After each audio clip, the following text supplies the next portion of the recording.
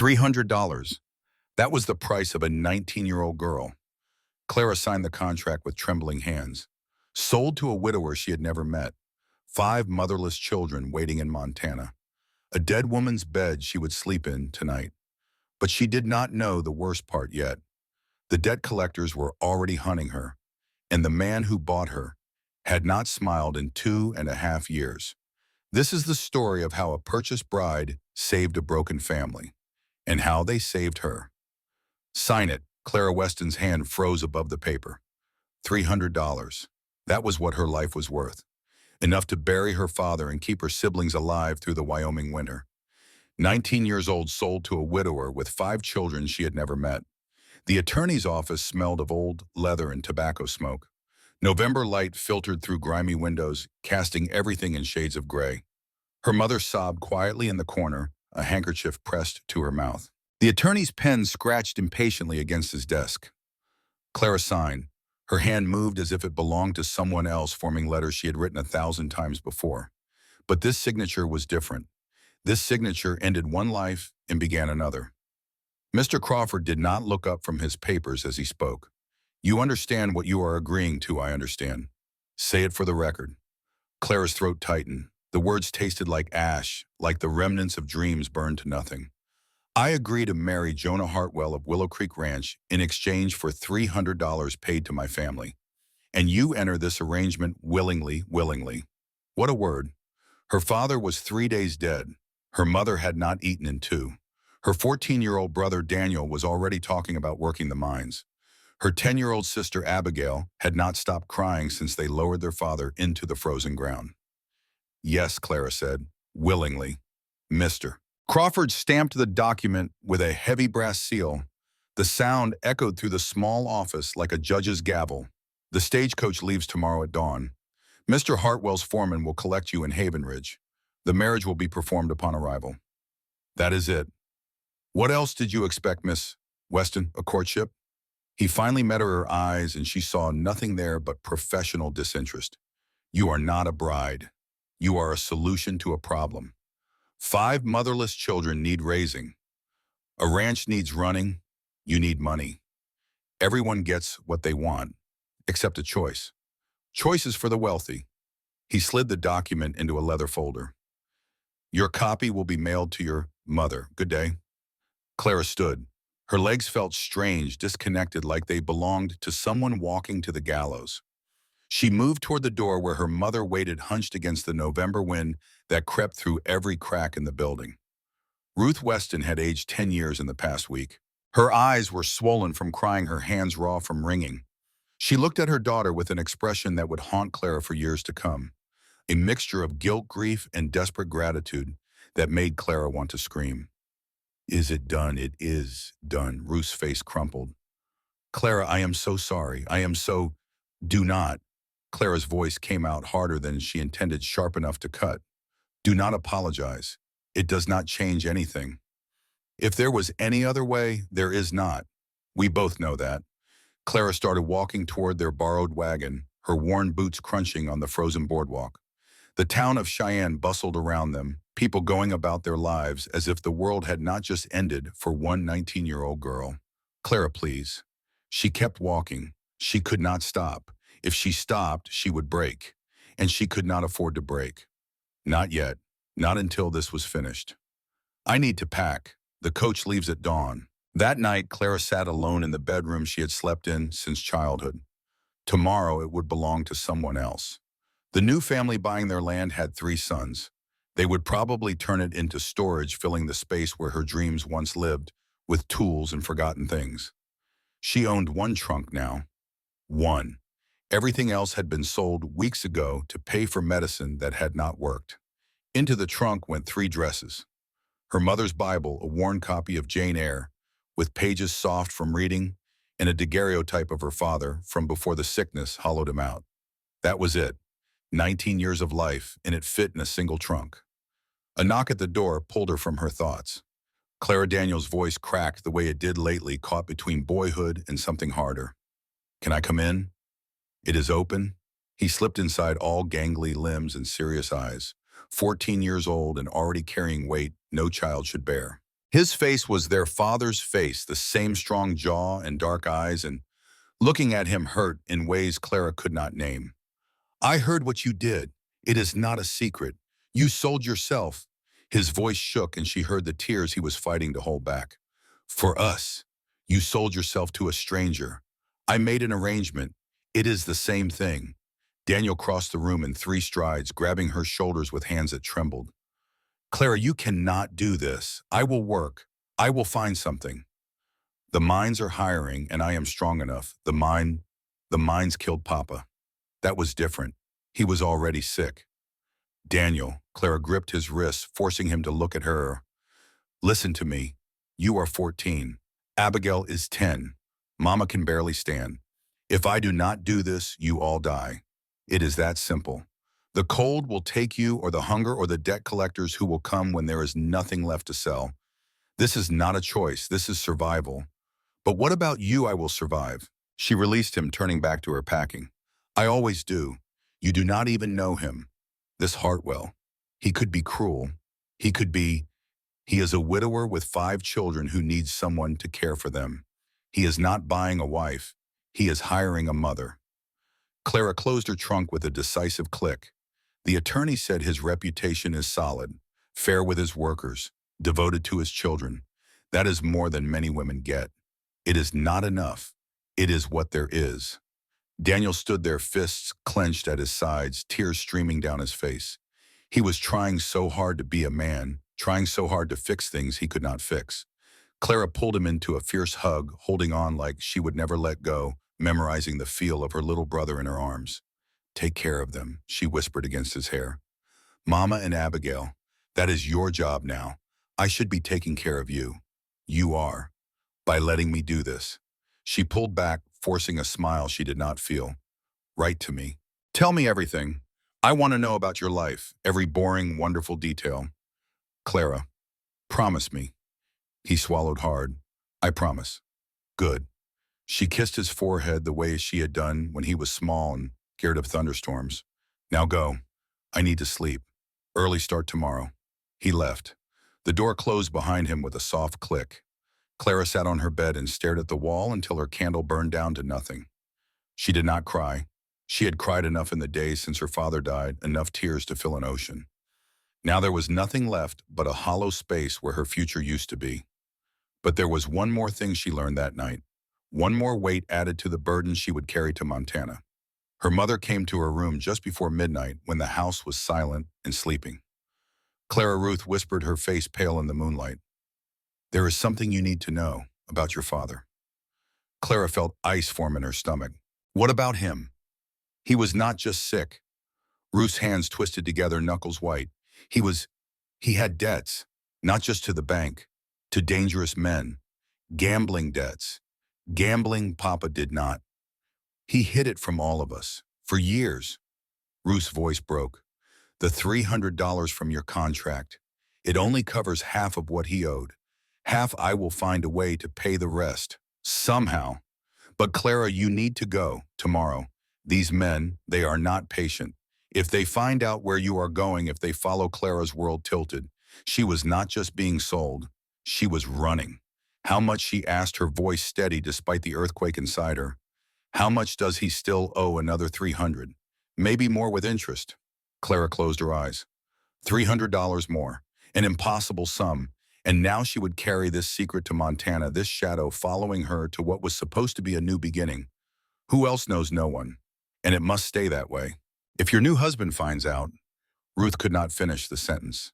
He will find out I came to him with lies. You came to him with necessity. That is different. Is it? Ruth had no answer. She simply held her daughter one last time, and Clara let herself be held, let herself be a child for one more moment, before dawn forced her to become something else entirely.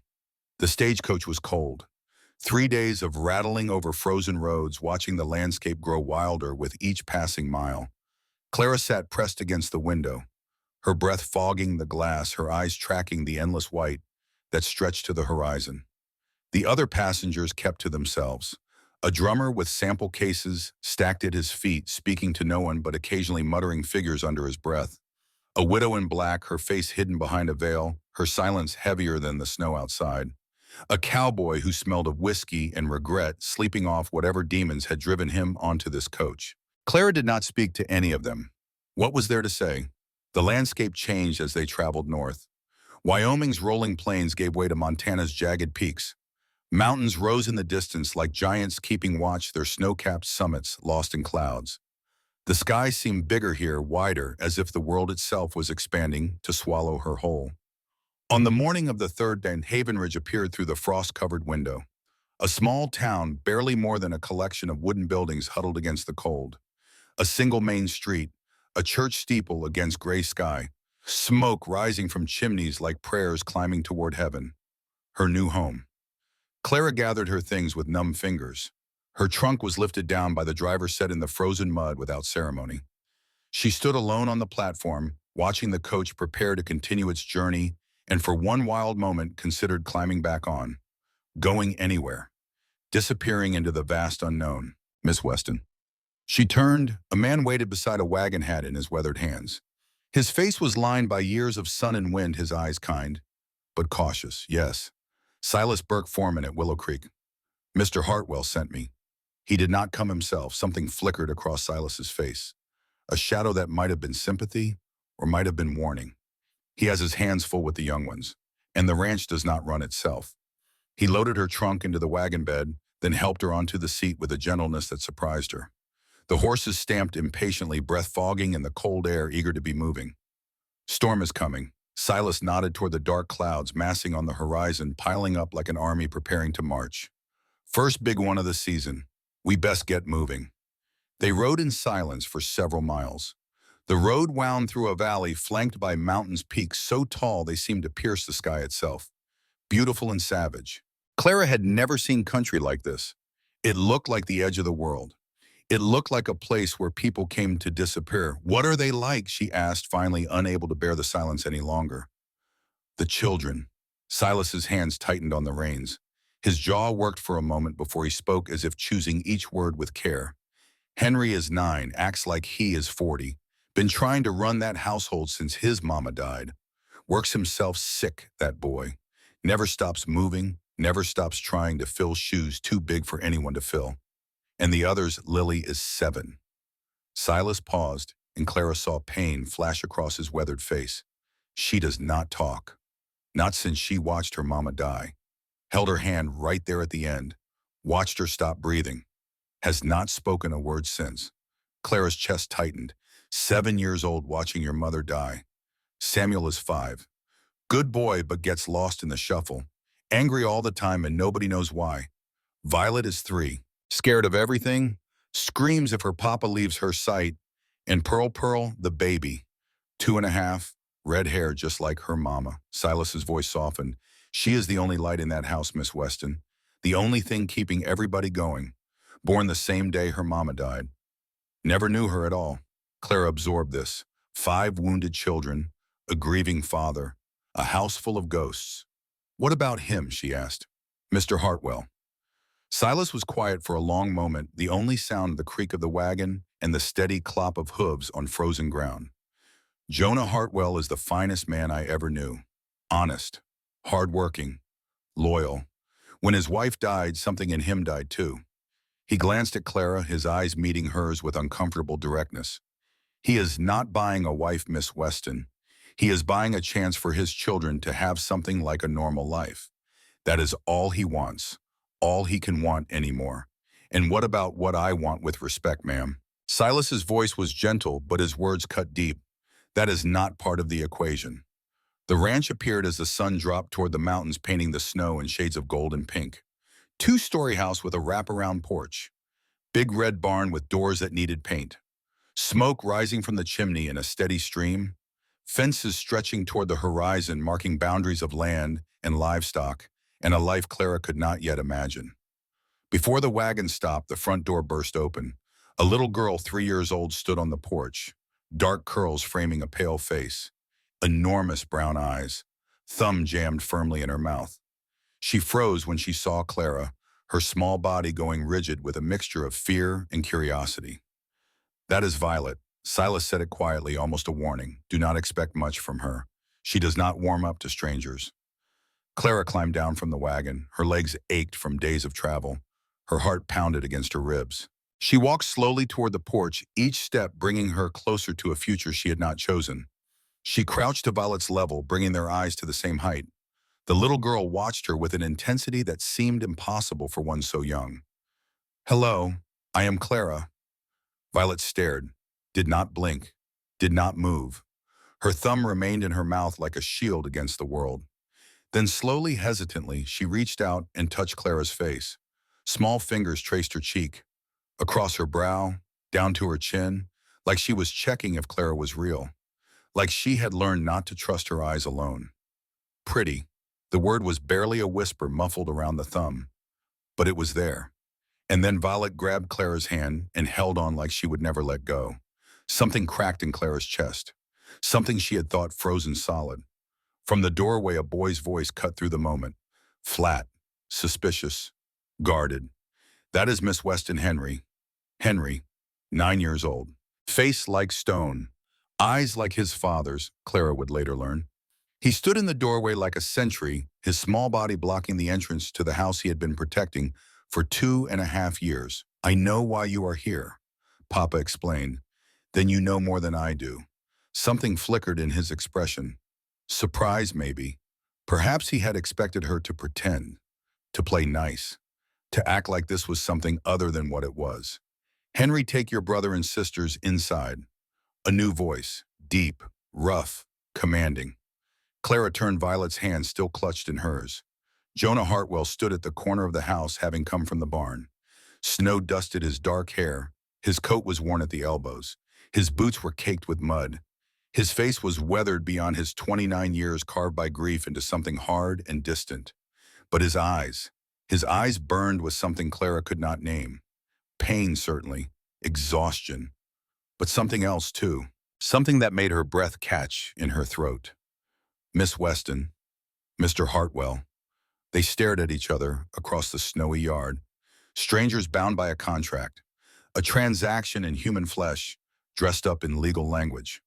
The wind howled between them, carrying snowflakes that stung Clara's cheeks. Children inside. Now. Henry gathered his siblings with practiced efficiency. Samuel appeared from somewhere, a 5-year-old with wild hair and angry eyes. Lily materialized like a ghost, gray-eyed and silent, watching Clara with an expression that revealed nothing. Violet clung to Clara's hand until the last moment, her small fingers reluctant to release their grip. Then they were gone, and Clara was alone with the man she had been sold to. "Walk with me." It was not a request. She followed him toward the barn, away from the house, away from listening ears. The cold bit through her thin coat. Her boots crunched on frozen ground. Snow began to fall harder, thickening the air between them. Jonah stopped beside the corral fence. His hands gripped the top rail, knuckles white against the weathered wood. "I need to tell you something." "I am listening." "I did not want this." His voice was rough, scraped raw by words he clearly did not want to speak. "Bringing a stranger into my home, into my children's lives. I fought it for 2 years. Told myself I could manage alone. Told myself they did not need anyone but me. But you could not, number." The words sounded torn from him, ripped from somewhere deep.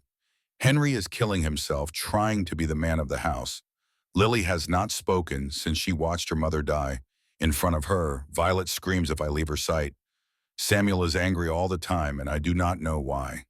And Pearl?" He stopped, swallowed hard. His grip on the fence tightened until Clara thought the wood might crack. "Pearl needs a mother. They all do. I cannot give them that. I do not know how. So you bought one?" "Yes."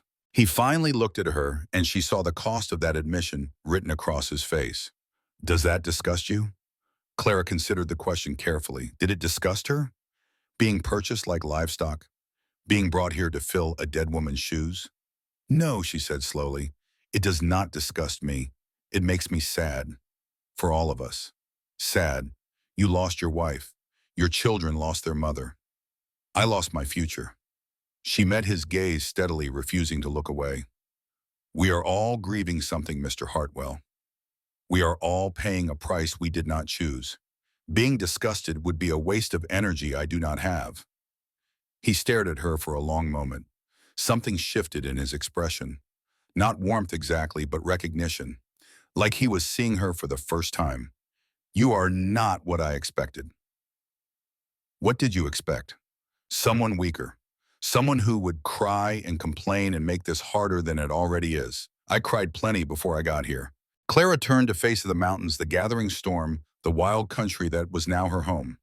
I do not have any tears left. So here is what I need to know. Will you treat me with basic human respect? Yes.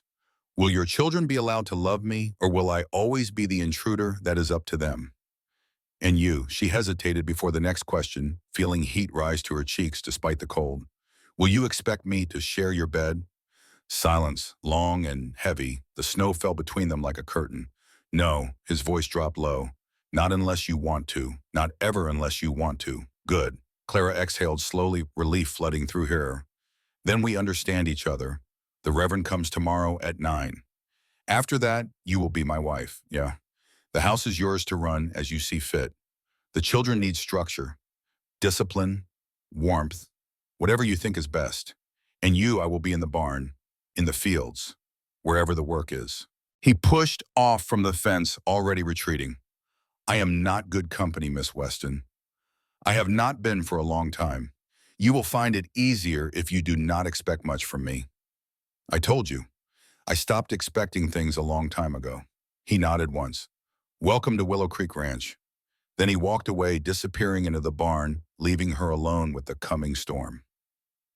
The house was quiet when Clarity entered, too quiet for a home with 5 children. The silence pressed against her ears like cotton, thick and suffocating. She found them in the main room, gathered around the fireplace, in a tableau of grief that made her chest ache.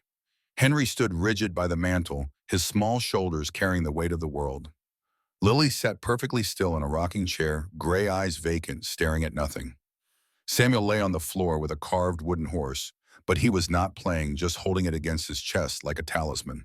Violet had wedged herself into a corner, thumb in mouth, watching everything and everyone. And in a cradle by the hearth, a baby with red curls and her mother's blue eyes slept peacefully. Pearl, the one who would never remember her mother, the only light in a house full of shadows. I am hungry, Samuel's voice broke the silence. When is supper? Henry's face tightened with familiar responsibility. I will make something. Oh, Clara moved toward the kitchen, her decision made before she fully understood it. I will do it. Henry, show me where things are. I do not need help. I did not say you did. I said show me where things are. Clara kept her voice calm but firm. This is my job now. Let me do it. Henry's jaw clenched. For a moment she thought he would refuse. His eyes burned with something that might have been resentment or might have been desperate hope. Then something in him crumbled just slightly, and he nodded. The kitchen was well stocked but chaotic. Signs of a household without direction, without a guiding hand. Clara found flour and potatoes, preserved vegetables, and salt pork. Simple ingredients. She could work with this. There are eggs in the coal cellar. Henry's voice was grudging each word pulled from him like a splinter. And butter. Mrs. Foster brought bread yesterday. That is a good start. Clara began organizing her workspace, her hands finding rhythm in the familiar work. How long since you had a proper hot meal? We eat fine. That is not what I asked. Henry was quiet for a moment. His young face flickered with memories he could not quite hide. Mama used to make stew with dumplings on Sundays. I can make stew with dumplings. It will not taste the same. No, it will not. Clara stopped, turning to face him fully. Henry, I am not here to replace your mother. Nobody could do that. I am here to help. That is all. Papa says you are going to be our stepmother. I am going to be someone who takes care of you. What you call me is up to you. He studied her with those 2 old eyes weighing judging. This boy who had become a parent at 7 years old. This child who had stopped being a child the moment his mother died. Samuel says you are pretty. He thinks that is important. What do you think? I think pretty does not keep people alive. Clara almost smiled. You are right. It does not. Being smart keeps people alive. Being strong, being willing to do what needs doing. She turned back to her work. You want to help me peel these potatoes? A long pause. Then Henry stepped up beside her, reaching for a knife. They worked in silence, side by side. It was not comfort, it was not trust, but it was something. A beginning. Supper was simple. Fried potatoes and eggs. The bread Mrs. Foster had brought. Preserved apple butter Clara found in the pantry. Not a feast, but hot and filling. The children ate like they had not seen food in weeks. Even Lily, silent and staring, cleaned her plate mechanically. Samuel asked for seconds. Violet actually smiled when Clara put more butter on her bread. "Where is Papa?" Samuel asked, mouthful of potato. "In the barn." Henry's voice was flat. "Practiced. He always eats in the barn. I will bring him a plate later." Clara made a mental note. A father who could not face his own table. Another problem to solve. After supper, she tackled the dishes while Henry put the younger ones to bed. Clara could hear him upstairs, his young voice reading a story, the creak of floorboards as he checked each room. 9 years old and playing parent. It was not right. The kitchen was clean when Jonah finally came in from the barn. Snow crusted his shoulders. His face was red from cold. He stood in the doorway like a stranger in his own home. "There is a plate warming for you." Clara did not look up from wiping down the table. Potatoes and eggs. Bread is on the counter. He stood there uncertain, like he had forgotten how to exist in his own kitchen. "You did not have to. It is my job now." Remember, he moved to the stove, lifted the plate, stared at it like he had forgotten what food was for. The children fed and in bed. Henry is reading to them. Clara wrung out her cloth and hung it to dry. "He is exhausted, Mr. Hartwell. That boy is running on nothing. He likes to help. He thinks he has to." "There is a difference." Jonah's jaw tightened. "You have been here 3 hours and you are already criticizing how I raise my children. I am making an observation. Take it however you want." Clara turned to face him fully. "Your son is 9 years old and he is acting like he is responsible for this entire family. Your daughter has not spoken in 2.5 years. Your other daughter is terrified you are going to disappear. Your youngest son is starving for attention, and your baby needs someone to love her." She crossed her arms. "Did I miss anything? You forgot to mention what a failure I am." "I was not going to say that." "Were you not?" They stared at each other across the kitchen. Two exhausted people at the end of impossible days. "No," Clara's voice softened despite herself. "I was going to say you are surviving. And surviving is hard, and you should not have to do it alone." She moved toward the door. "I am going to bed. The Reverend comes at 9. "Yes, I will be ready." She paused at the threshold. "Mr. Hartwell." "What?" "Thank you for the honest conversation earlier. I know this is not what either of us wanted, but I think maybe we can make it work, if we are both willing to try." He did not answer, but something in his expression shifted. Just slightly. From guarded to uncertain. It was enough. Clara climbed the stairs to the dead woman's room. She opened the door and stepped into a space haunted by someone else's life. The bedroom still smelled of lavender. Eleanor Hartwell's things surrounded her like ghosts made tangible. A hairbrush on the dresser, strands of red hair still caught in the bristles. A half-finished piece of embroidery by the window needle, still threaded, waiting for hands that would never return. A Bible on the nightstand, pages worn soft from daily reading passages marked in faded ink. Clara lay in the dead woman's bed and stared at the ceiling. Through the wall, she heard a child crying. Violet, the scared one. Footsteps in the hall, Jonah's voice murmuring comfort. The crying gradually faded, then silence. Tomorrow she would become Mrs. Jonah Hartwell, mother to 5 children who were not hers, mistress of a house still haunted by its true mistress. Tomorrow her old life would end completely. But tonight, just for tonight, she let herself remember. Her father's laugh before the sickness took it. Her mother's lullabies sung in the dark. Daniel's terrible jokes that always made her groan. Abigail's gap-toothed smile, so innocent, so trusting. The schoolhouse she had dreamed of since childhood, the children she had wanted to teach the life she had planned so carefully. Now gone like smoke. And beneath all of that, the new knowledge. Her father's secret. The gambling debts. The dangerous men who might come looking for payment. The lies she was carrying into this new life. Tomorrow she would be strong. Tomorrow she would face her new reality and make the best of it. But tonight, alone in a stranger's house, wearing a stranger's nightgown, surrounded by a stranger's memories, Clara Weston allowed herself one last luxury. She mourned. And when dawn finally broke over the mountains, pale and cold, she rose from that bed a different person, ready for whatever came next. The Reverend arrived at 8, stamping snow off his boots on the front porch. Clara watched him through the kitchen window, where she had been scrubbing the same pot for 20 minutes. Miss Weston, Henry's voice behind her. Papa says it is time. She set down the pot, dried her hands on her apron, took a breath that did not quite fill her lungs. I am ready. She was not ready. How could anyone be ready for this? The main room had been cleared of clutter. Someone had placed fresh pine branches on the mantel, their sharp scent cutting through the stale air of grief. The children stood in a row by the fireplace, scrubbed and dressed in what must have been their Sunday clothes. Henry held baby Pearl on his hip. She gnawed on her fist and watched the proceedings with curious blue eyes. Samuel fidgeted with his collar. Violet had her thumb in her mouth but was watching Clara with something that might have been hope. Lily stood perfectly still, gray eyes seeing everything and nothing. Jonah stood by the window, his back to the room. He wore a dark suit that fit poorly, probably borrowed or dragged from storage. His shoulders were rigid with tension. Ah, the bride. Reverend Hamas was a portly man with kind eyes and a voice that carried. Come, come, my dear. Let us get you two properly wed before this storm hits. Clara crossed to stand beside Jonah.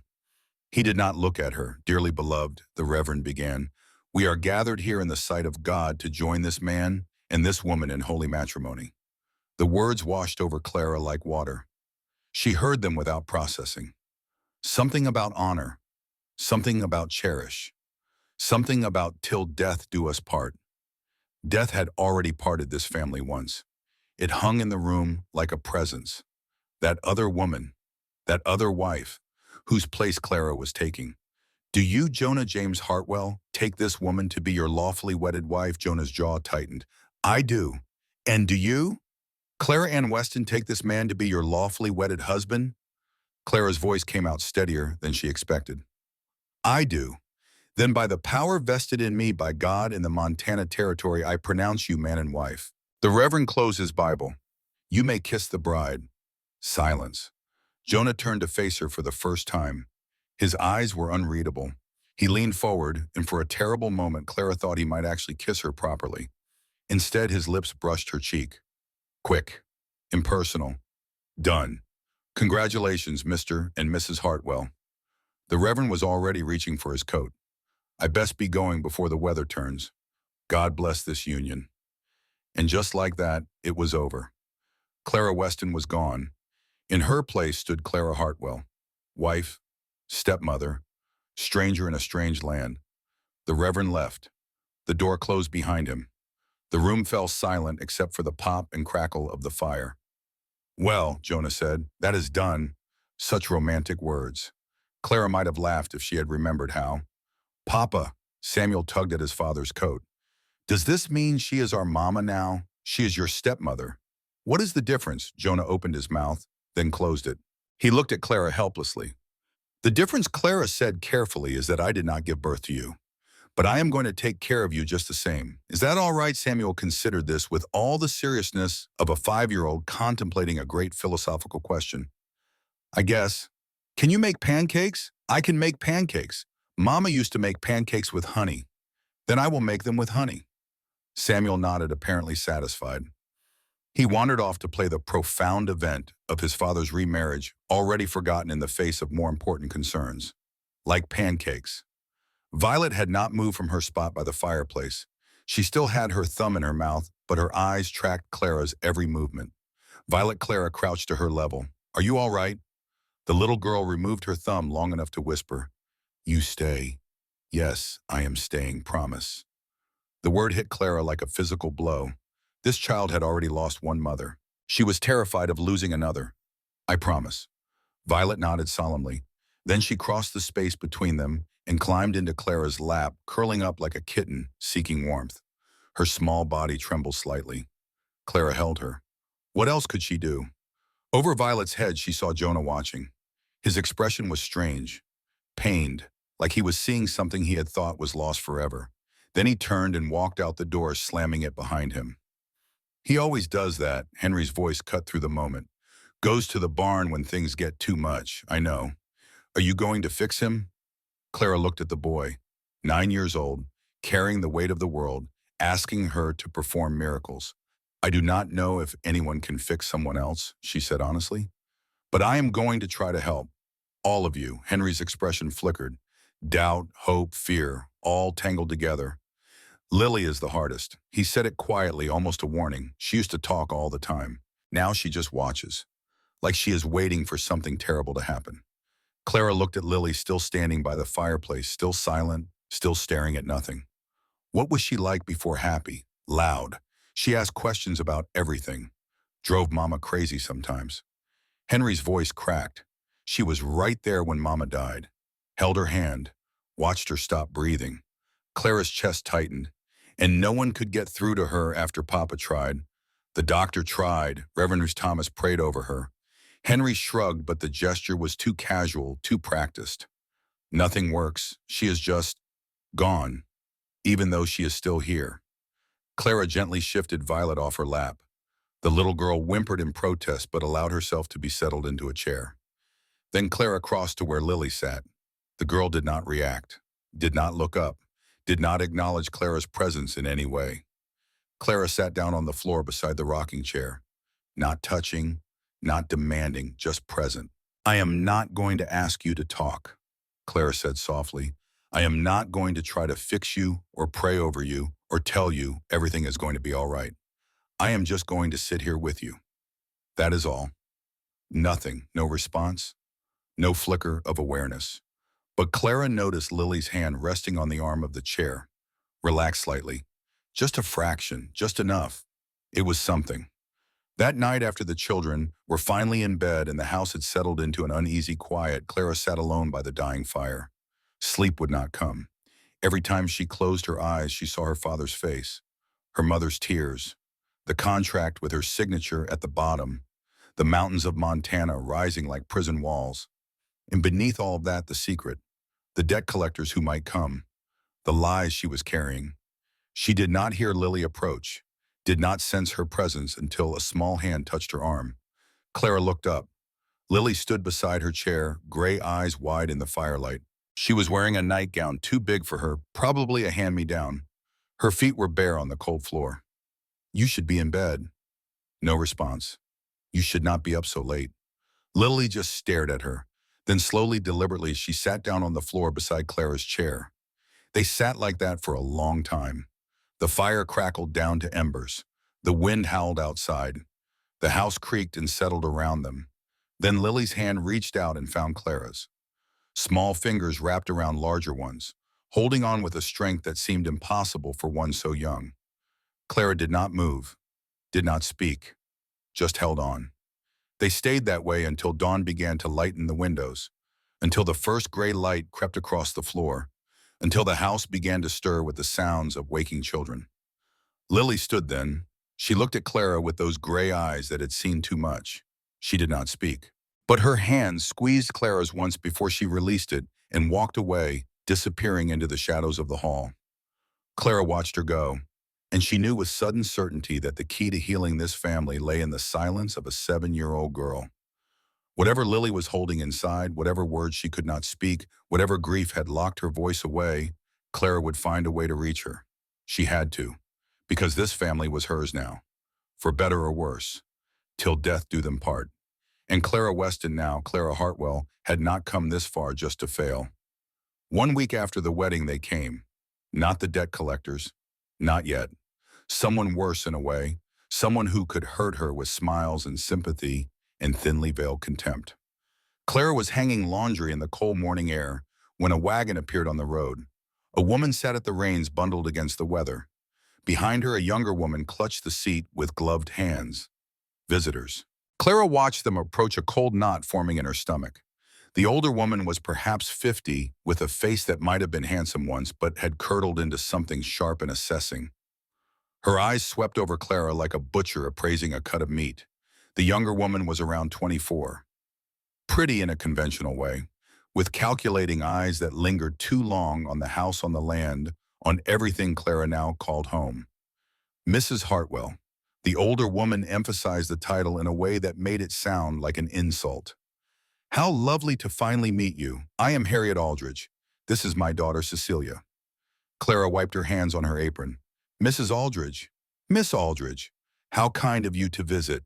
Harriet stepped down from the wagon without waiting for assistance.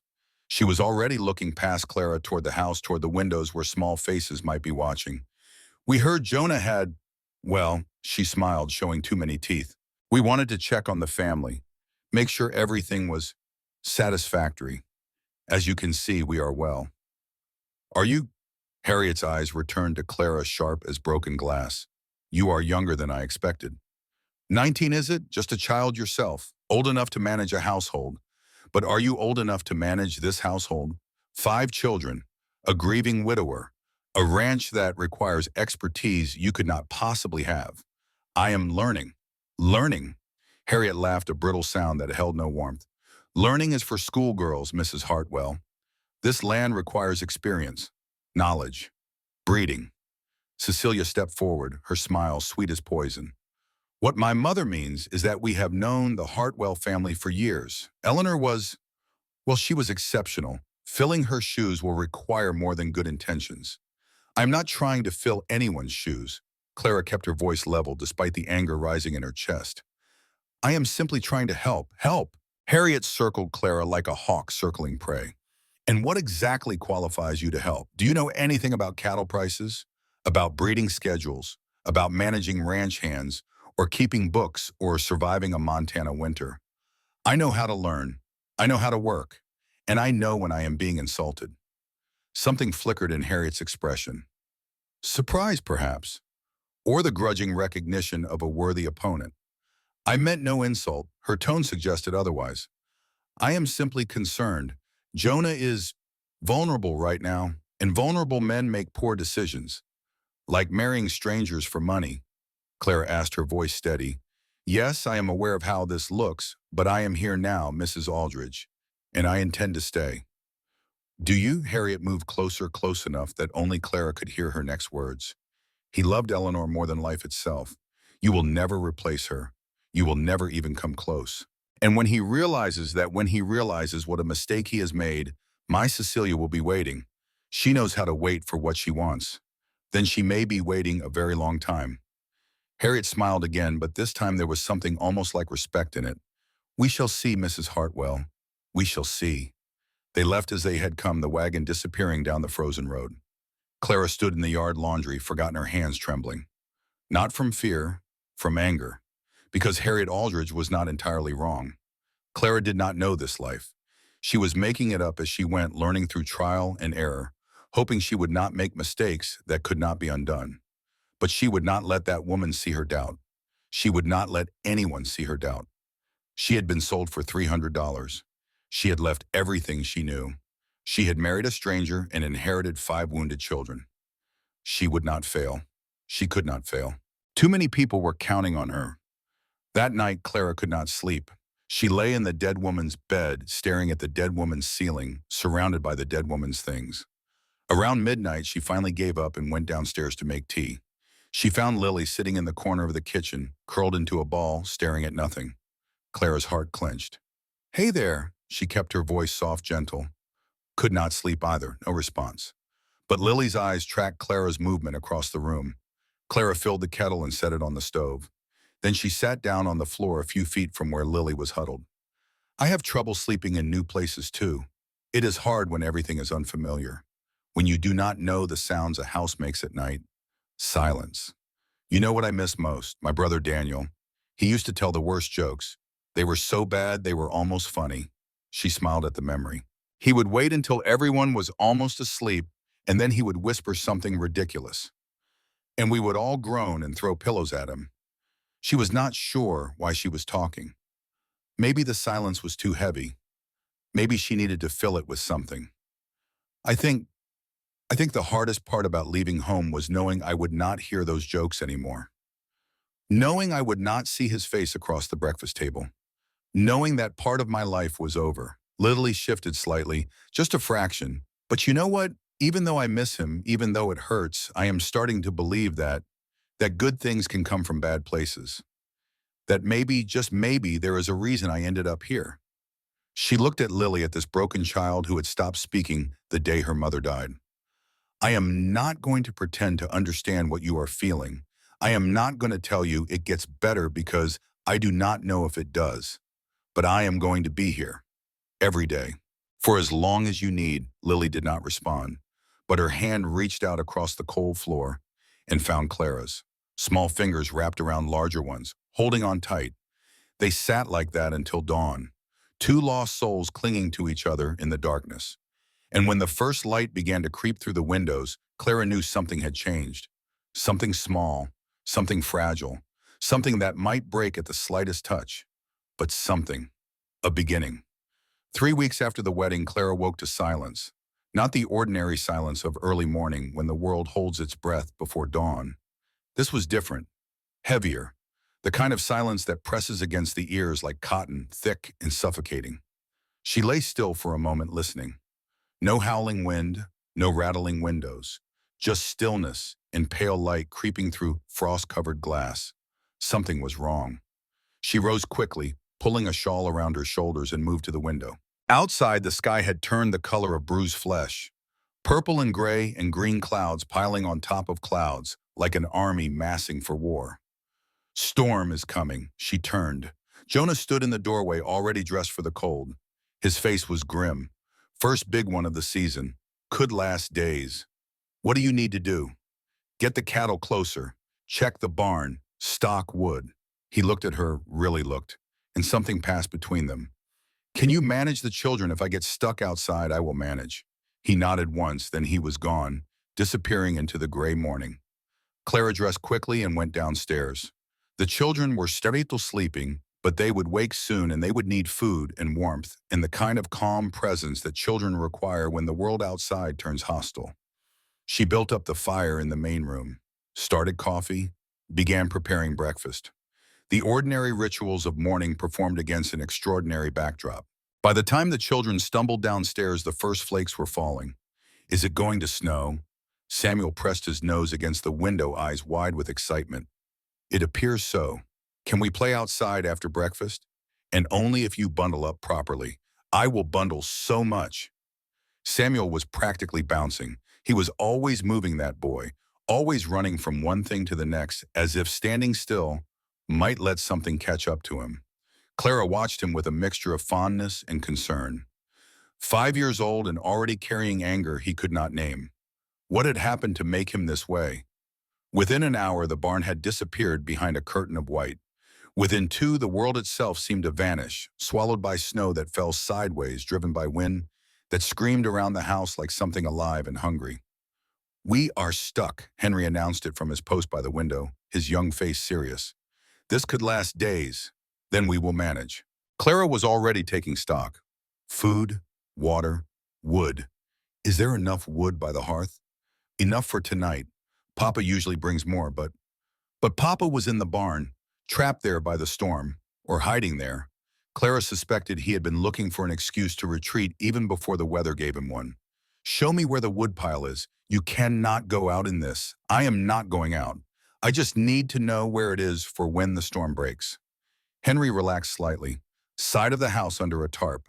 Papa keeps it stocked. Good. And food root cellar is full. Mrs. Foster brought supplies last week.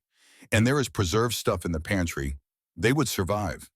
The question was whether they would do more than survive.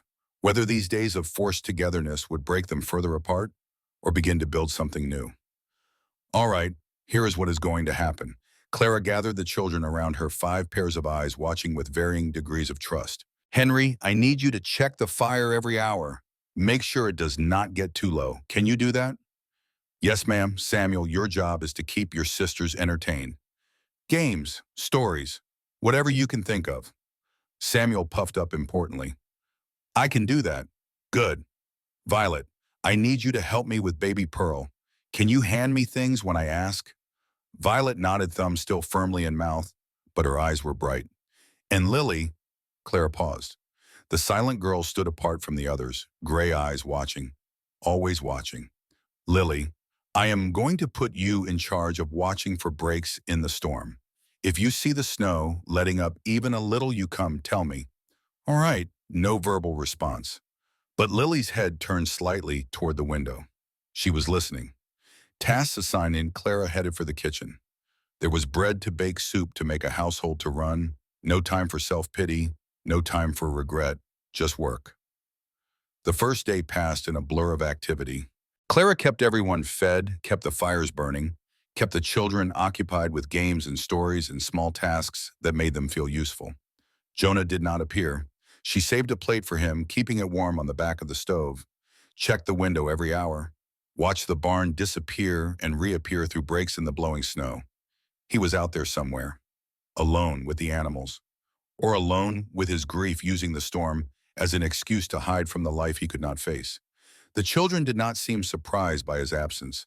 Papa always stays in the barn during storms. Henry said it matter-of-factly, like this was simply how things were. He says the animals need him. And you, do you not need him? Henry's face closed off. We manage. That night, Clara put the children to bed one by one, read stories until her voice grew hoarse, tucked blankets and kissed foreheads, and promised that the storm would pass, that everything would be all right. She was not sure she believed it. After midnight, when the house had finally fallen silent, the door burst open. Jonah stumbled in, covered in snow, face red and raw from the cold. He stood in the doorway for a moment, disoriented, like a man who had forgotten where he lived. There is a plate warming for you. Clara did not look up from the sock she was darning by the fire. Potatoes and eggs, bread on the counter. He moved to the stove without speaking, lifted the plate, stood there staring at it. The children fed and in bed. Henry is sleeping. Finally, silence. Just the crackle of the fire and the howl of wind outside. He is exhausted. Clara set down her darning. That boy is running on nothing. He thinks he has to hold this entire family together. He likes to help. He thinks he has to help. Because you will not. The words hung in the air between them. Clara had not meant to say them, had not meant to push so hard so fast. But she was tired and worried, and the secret she carried was burning a hole in her chest. Jonah's jaw tightened. You have been here 3 weeks, and you are already criticizing. I am making an observation. Take it however you want. She stood, moving to face him across the kitchen. The fire cast dancing shadows on his face, illuminating the lines of grief carved deep into his features. Your son is 9 years old, and he acts like he is responsible for this entire family. Your daughter has not spoken in 2.5 years. Your other daughter is terrified you are going to disappear. Your youngest son is angry all the time, and nobody knows why. And your baby needs someone to love her. Did I miss anything? You forgot to mention what a failure I am. I was not going to say that. Were you not? They stared at each other. Two exhausted people at the end of impossible days, stripped raw by circumstance and isolation. Clara's voice softened. I was going to say you are surviving. And surviving is hard, and you should not have to do it alone. He sank into a chair at the table plate, forgotten. His hands covered his face, and for a moment Clara thought he might cry. After Eleanor died, his voice came out muffled. I was not myself. For months, I barely functioned. The children took care of themselves mostly. Henry did what he could. He lowered his hands. His eyes were red. I yelled a lot. At nothing. At everything. The rage just came out of nowhere, and I could not stop it. I never hit them. But the yelling, he shook his head. I know I scared them. I know I made things worse. Have you apologized? What have you told them? You are sorry, that it was not their fault, that you were grieving and handled it badly. Jonah stared at her like she had suggested he fly to the moon. They are children. They do not need to hear about my failures.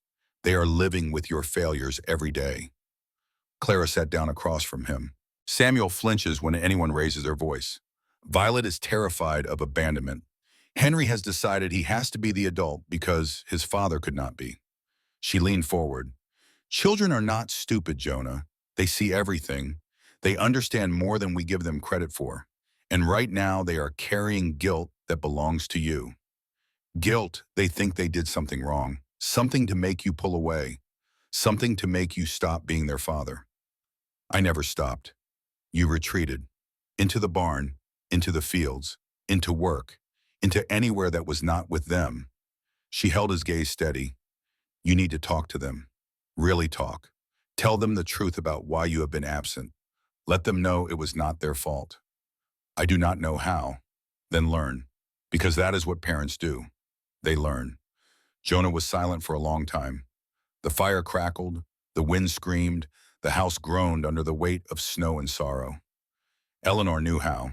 He said it, finally the words dragged from somewhere deep. She always knew what to say, what to do. I just followed her lead. Without her, he shook his head. I am lost, Clara, completely lost. It was the first time he had used her name. Then let me help you find your way back. He looked at her, really looked, and for the first time Clara saw something other than grief in his eyes. She saw hope. Why, he asked, why do you care? This was supposed to be a business arrangement. You take care of the children. I provide a home. That is all, because your children are already climbing into my heart, and I cannot help them fully unless their father is there too. She held his gaze. Because I know what it is like to lose someone and have to keep going anyway. Because you are not a bad man, Jonah Hartwell. You are a broken man, and broken can be fixed. You really believe that I have to. Otherwise, what is the point? The wind howled, the fire popped, and something between them shifted. Indefinable but real. Not love, not yet, maybe not ever, but understanding, partnership, the beginning of something that might with time become more. We should get some sleep, Jonah said finally. Storm is going to keep us trapped here for a while. Yes, your room, Eleanor's room. Is it all right? I know it must be strange. It is fine. It was not fine. It was uncomfortable and haunted and wrong. But Clara was getting used to things that were not fine. The second day of the storm brought something unexpected. Clara was in the kitchen, elbow deep in bread dough, when Violet appeared at her side. Hungry. Soup is almost ready. Can you wait a few more minutes? Violet considered this with great seriousness. I wait. Good girl. Clara kept kneading and Violet stayed beside her, watching with those enormous brown eyes that seemed to take in everything. Violet, can I ask you something? A tiny nod. What was your mama like? Violet's face crumpled. For a moment, Clara thought she had made a terrible mistake, pushed too hard, too fast. Warm, Violet whispered. She was warm. Warm is good. You warm too. Something cracked in Clara's chest. Would you like to feel? She held out her arms. Violet hesitated. Then slowly, carefully, she stepped into the embrace. Her small body was tense at first, rigid with fear and grief and the expectation of loss. But as Clara held her, the tension began to drain away. Warm. Violet murmured against Clara's shoulder. You warm. They stayed that way for a long moment. The storm raged outside. The bread dough waited. The world reduced to the simple comfort of human touch. When Violet finally pulled back, her eyes were wet, but her expression was calmer. I help with bread. I would like that very much. They made bread together. Violet stood on a chair to reach the counter, her small hands covered in flour. She was clumsy and enthusiastic and terrible at kneading. Clara did not correct her once. The afternoon brought an unexpected visitor to the kitchen. Jonah came in from the barn, stomping snow from his boots. Clara had not expected him until nightfall. Storm is letting up a bit. Thought I would check on things inside. He stood in the doorway uncertain. His eyes found Pearl in her cradle by the hearth, then quickly looked away. Clara had noticed this pattern, the way his gaze would land on his youngest daughter and then flinch away like touching a hot stove, the way he would hand her off to Henry or Clara as quickly as possible, the way he never held her longer than absolutely necessary. She is fussy today, Clara said it casually, not looking up from the vegetables she was chopping. Teething, I think. Jonah made a non-committal sound and moved toward the stove, clearly planning to warm his hands and retreat. But Clara was faster. Can you hold her for a moment? I need both hands for this.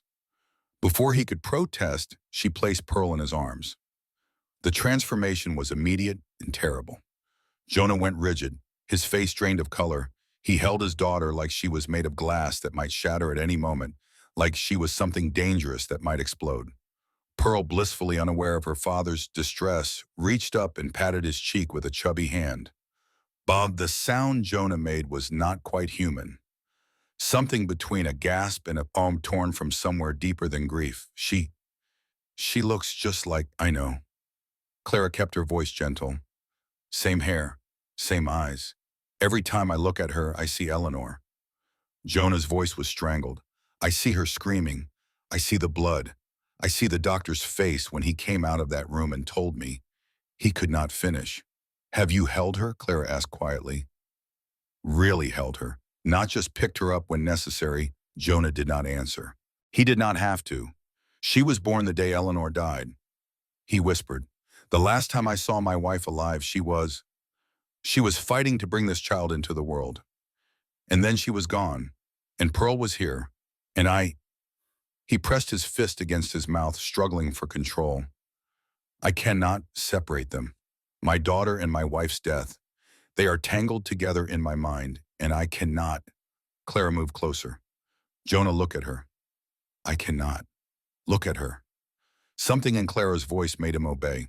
He looked down at the baby in his arms, really looked for what might have been the first time in 2.5 years. Pearl gazed back at him with her mother's blue eyes. She smiled a gummy, joyful smile that transformed her small face. She is not Eleanor's death, Clara said softly. She is Eleanor's gift, the last piece of your wife that lives and breathes and grows, the last part of her that you can still hold. Jonah's face crumpled. A sob escaped him, raw and broken. Pearl reached out again, her tiny fingers finding his cheek. Bah, she said again, patting him. Bah, bah, bah. Something broke in Jonah then. Clara could see it happen, could see the wall crumbling, the dam giving way. He pulled his daughter close, buried his face in her red curls and wept.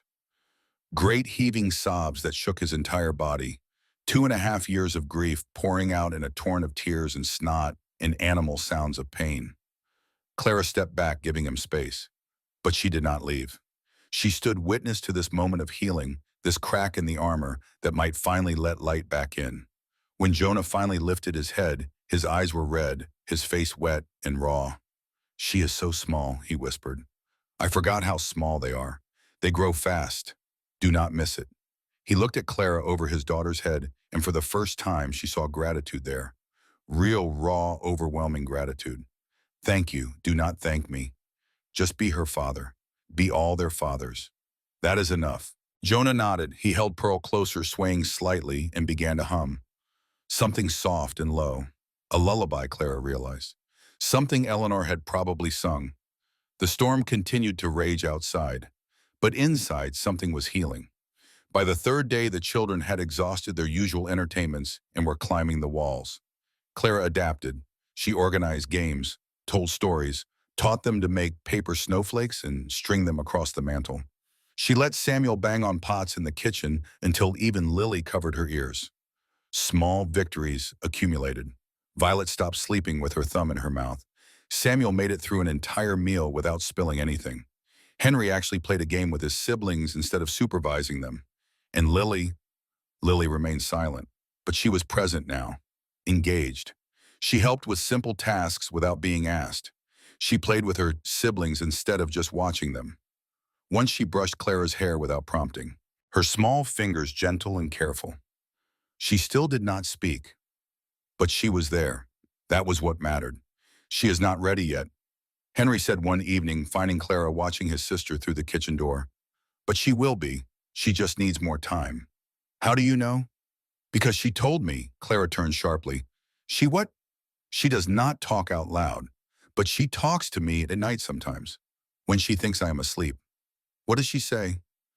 She is scared of a lot of things, but mostly she is scared that if she talks, it will make it real. That Mama is really gone. Henry's young face was old with understanding. She thinks if she stays quiet, maybe it is all just a bad dream. Maybe she will wake up and things will be normal again. Oh, Henry, I know it does not make sense, but that is how she feels, he shrugged. I told her it is okay, that we will wait for her. That is all we can do, right? Wait, that is all we can do. But Clara was already thinking, planning.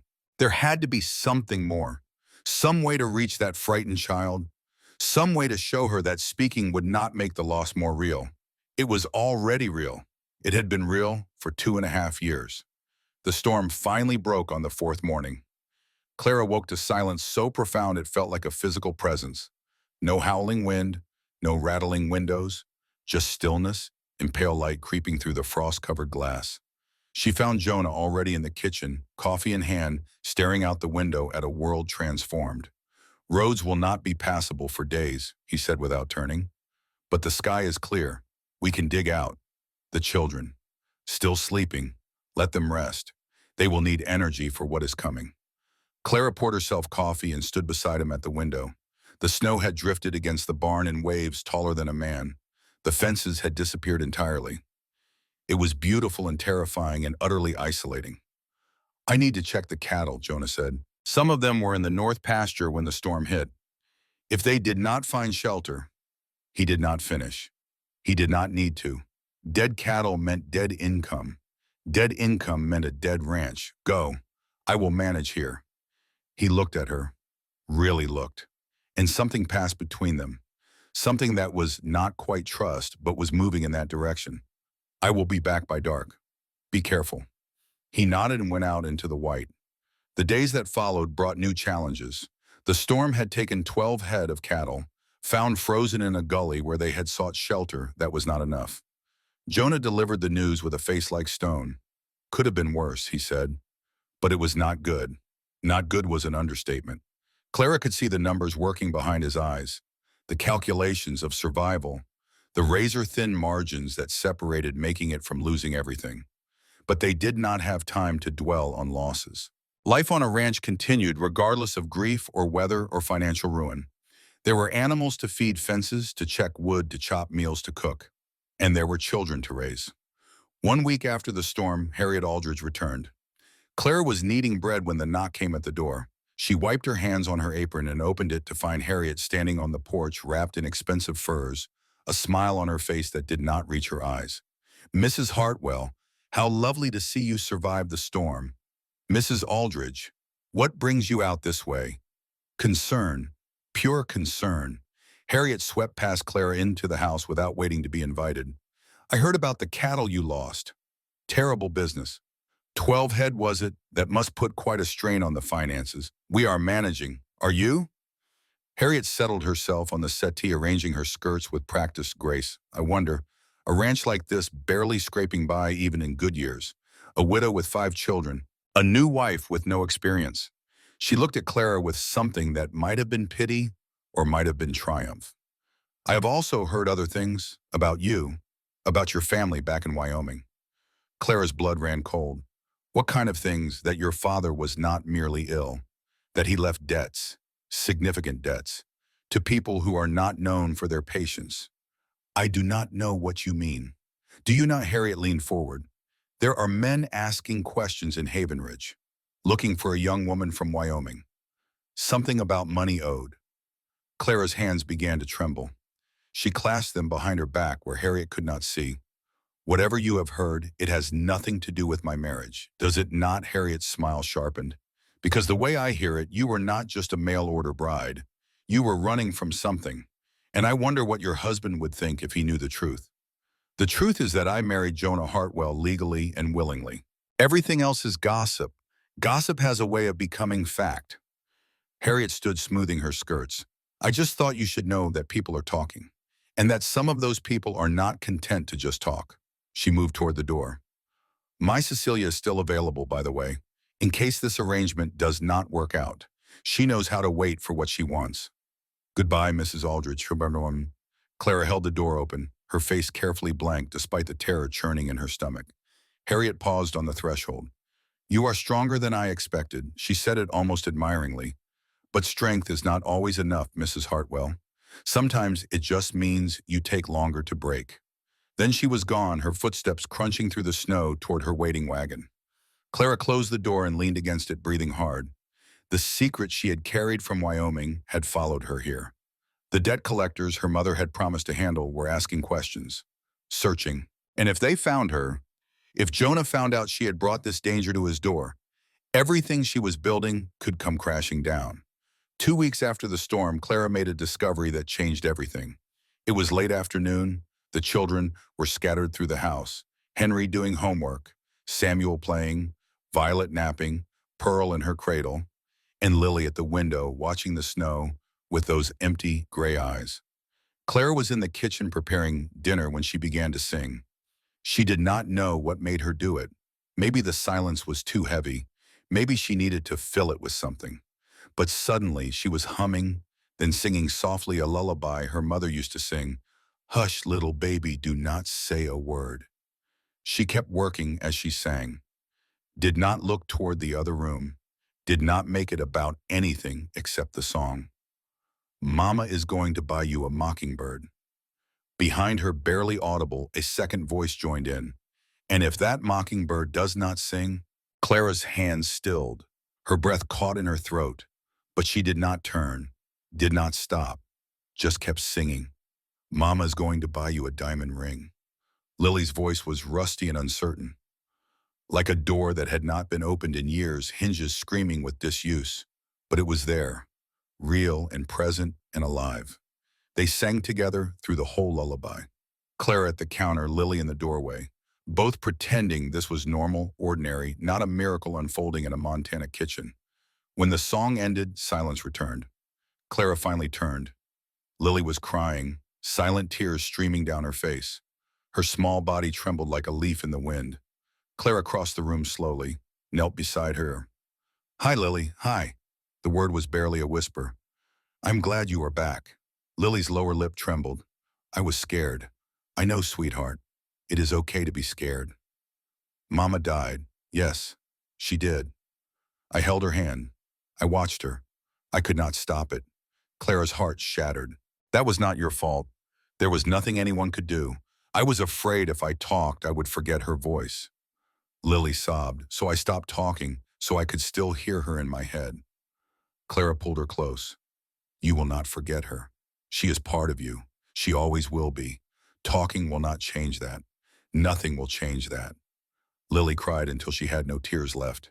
Clara held her through all of it, rocking gently, murmuring comfort. When it was over, Lily pulled back. Her face was blotchy, her eyes swollen. But something in her expression had changed. Lightened. "Clara." "Yes, sweetheart. Can you teach me that song? All the words Mama used to sing it, but I forgot some parts. I will teach you every song I know." Lily almost smiled. "Okay." It was not everything. It was not healed. But it was a door opening, light flooding into darkness. It was enough. When Jonah came home that evening, Lily met him at the door. "Hi, Papa." He froze, stared at his daughter like he was seeing a ghost. "Lily, I talked to Clara today. We sang a song." Jonah dropped to his knees right there in the doorway, snow still on his boots, cold air rushing into the house. He pulled his daughter into his arms and held on like he would never let go. Over his shoulder, Lily's eyes found Clara's. "Thank you," she mouthed. Clara nodded, tears streaming down her own face. From the kitchen doorway, Henry watched with shining eyes. Samuel was bouncing with excitement. Violet had appeared from somewhere, thumb in mouth, but smiling around it. And baby Pearl, blissfully unaware of the magnitude of the moment, threw a wooden block at the wall and laughed. The weeks after Lily spoke changed everything. The house that had felt like a tomb began breathing again. Laughter echoed through rooms that had known only silence. Arguments broke out over toys and turns, the normal chaos of childhood that Jonah had thought lost forever. But outside the fragile peace of Willow Creek Ranch, danger was gathering. It came on a cold night in mid-January. Clara had just put the children to bed when she heard hoofbeats approaching. Fast, urgent. She moved to the window. 3 riders emerged from the darkness, their horses steaming in the cold air. Jonah appeared beside her. Who is it? I do not know. But Clara did know. In her gut, in her bones, she knew. The debt collectors had found her. The knock at the door was not a knock. It was a demand. Jonah opened it. 3 men stood on the porch, their faces hard, their eyes harder. The one in front, a man with a scar running down his cheek, smiled. A smile with no warmth in it. "Mr. Hartwell, we are looking for a woman named Clara Weston. I believe she lives here now. That is my wife. Is it?" The man pushed past Jonah into the house. His companions followed. "My name is Marcus Webb, and your wife's father owed me money. A great deal of money." Clara stepped forward. "Whatever my father owed is not my responsibility."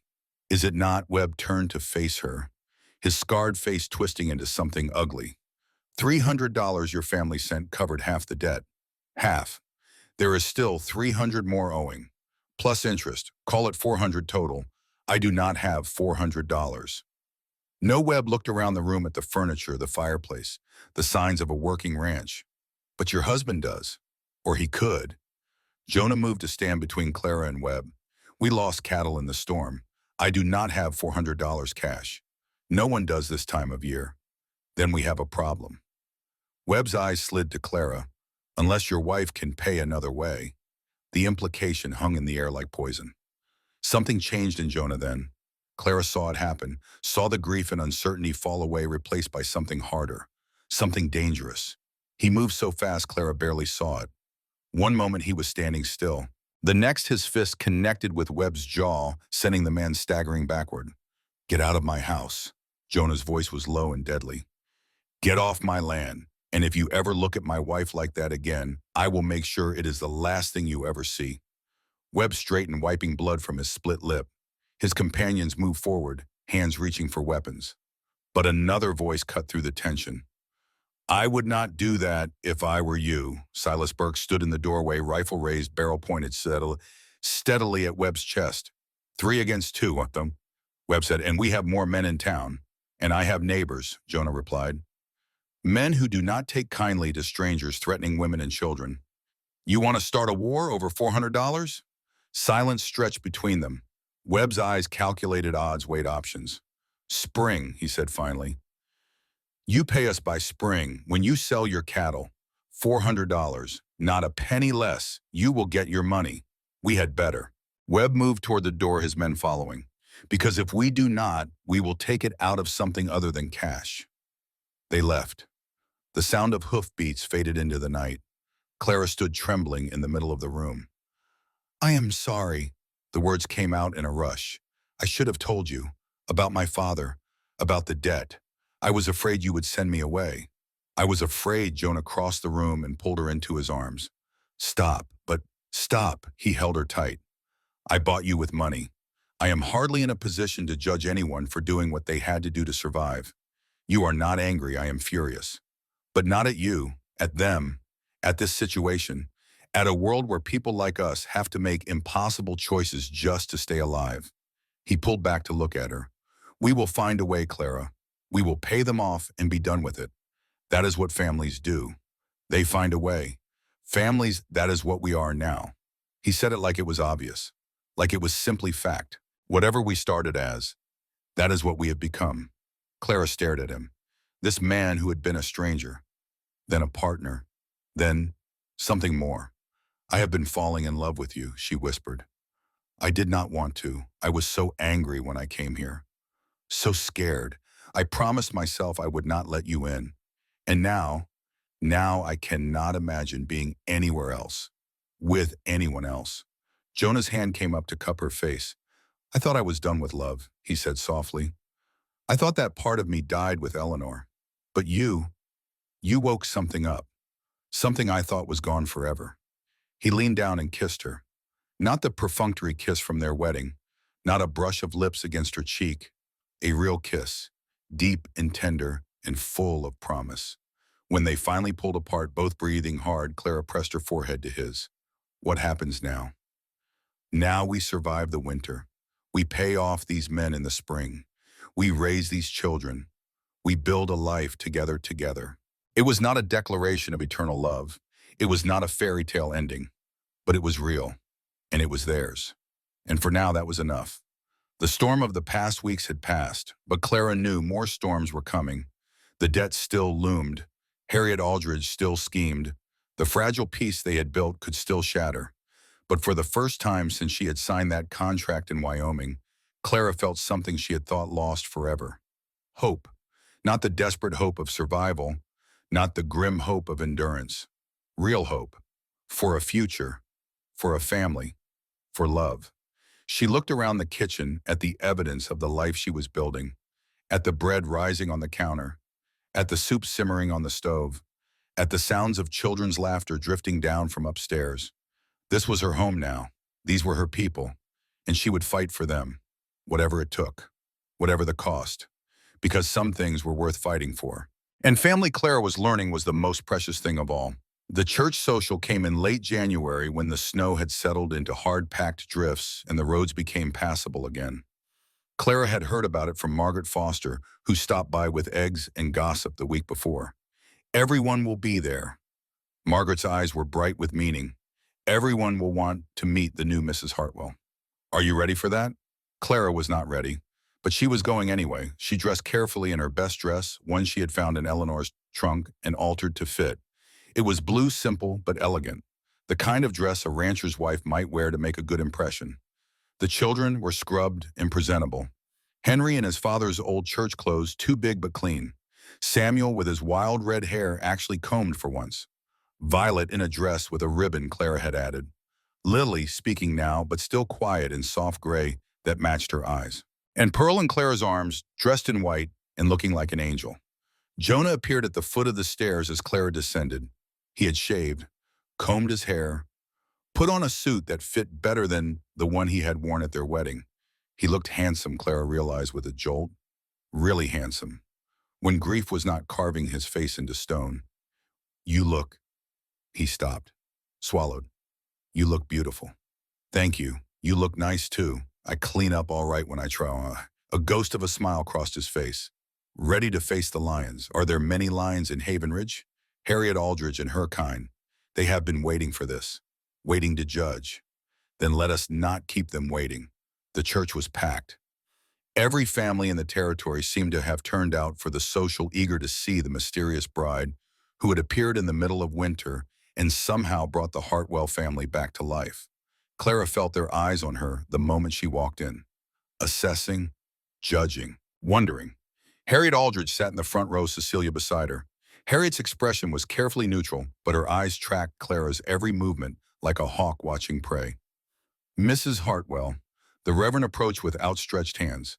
How wonderful to see you and the children. My goodness, do they not look well? Thank you, Reverend. I have heard remarkable things, simply remarkable. The whole town is talking about the changes at Willow Creek. We are just doing our best, and your best is clearly quite good. He beamed at the children. Lily, my dear, how lovely to see you smiling. Lily ducked behind Clara's skirts, but she was indeed smiling. The social was a blur of introductions and small talk and assessing glances. Clara met ranchers and their wives, shopkeepers and their children, the doctor and the school teacher, and what seemed like half the population of Montana Territory. Everyone was polite, some were genuinely warm, a few were openly skeptical. And Harriet Aldridge waited. Clara knew the confrontation was coming. She could feel it building like a storm on the horizon. When Harriet finally approached during the refreshment break, Clara was almost relieved to get it over with. Mrs. Hartwell, Harriet's smile showed too many teeth. You have certainly made an impression. Mrs. Aldridge, lovely to see you again. Is it? I wonder, we did not exactly part as friends. I apologize if I was rude. It was a difficult day. Every day is difficult at Willow Creek from what I hear. Harriet's voice carried just enough to draw nearby ears. That is a lot for a 19-year-old to handle. I am managing. For now. Harriet moved closer, lowering her voice so only Clara could hear. But winter is not over. Spring calving is coming. Then summer haying. Then fall roundup. Year after year after year. This life breaks strong women, Mrs. Hartwell. Women with experience. Women who know what they are doing. Is there a point to this conversation? The point is that Jonah Hartwell needs a partner, not a nursemaid. And eventually he is going to realize that. Harriet's smile sharpened. When he does, my Cecilia will be waiting. She is patient. She knows how to wait for what she wants. Then she may be waiting a very long time. Perhaps, perhaps not. Harriet patted Clara's arm with false sympathy. Enjoy the social, dear. Make the most of your moment in the sun. She started to turn away. But then she stopped. Oh, I almost forgot. Harriet's voice rose loud enough for those nearby to hear. I have heard the most interesting things about your family back in Wyoming, about your father, about certain debts to certain unsavory people. The room seemed to go quiet. Conversations paused, heads turned. Clara felt her face flush, but she stood her ground. I do not know what you have heard, Mrs. Aldridge, but whatever it is, it has nothing to do with my marriage or my ability to care for this family. Does it not? Harriet's eyes glittered with triumph.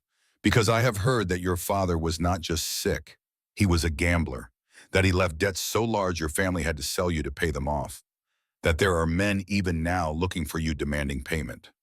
Murmurs rippled through the crowd. Clara saw shock on some faces, pity on others, vindication on Harriet's. The truth is, Mrs. Hartwell, Harriet continued, her voice dripping with false concern, You are not a bride. You are a transaction, a piece of merchandise that Jonah Hartwell bought because he was desperate. And everyone here deserves to know what kind of woman is raising those poor children. Clara opened her mouth to respond, but another voice cut through the murmurs. The kind of woman who saved my family. Everyone turned. Jonah stood behind Clara, his face like thunder. But his voice was steady. Yes, my wife came here as part of an arrangement. Yes, her family had debts. Yes, I paid money for her to come to Willow Creek. He moved to stand beside Clara, taking her hand in his. But do you know what that woman has done since she arrived? He looked around the room, meeting eyes daring anyone to look away. She took a house full of grief and turned it into a home. She took children who had forgotten how to laugh and taught them joy again. She took a man who was drowning in darkness and gave him a reason to live. His hand tightened on Clara's. My daughter Lily had not spoken a word in 2.5 years. 2.5 years of silence. And this woman, this transaction, this piece of merchandise that Mrs. Aldridge is so eager to condemn, she brought my daughter's voice back. Murmurs changed. Shock became sympathy. Judgment became something softer.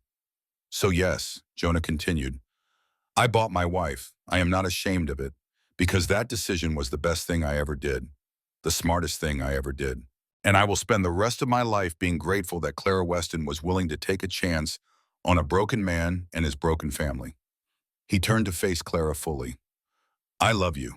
He said it clearly, loudly, so everyone could hear. I did not expect to. I did not want to. But I do, and I do not care who knows it. The room was silent. Clara could feel every eye on them, could feel Harriet's fury radiating from across the room. But she did not care.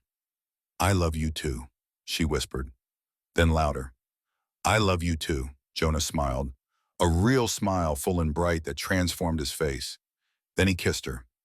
Right there in the middle of the church social, in front of the entire town, in front of Harriet Aldridge and her scheming daughter and everyone who had ever doubted or judged or whispered behind their hands. He kissed her like she was the only person in the world.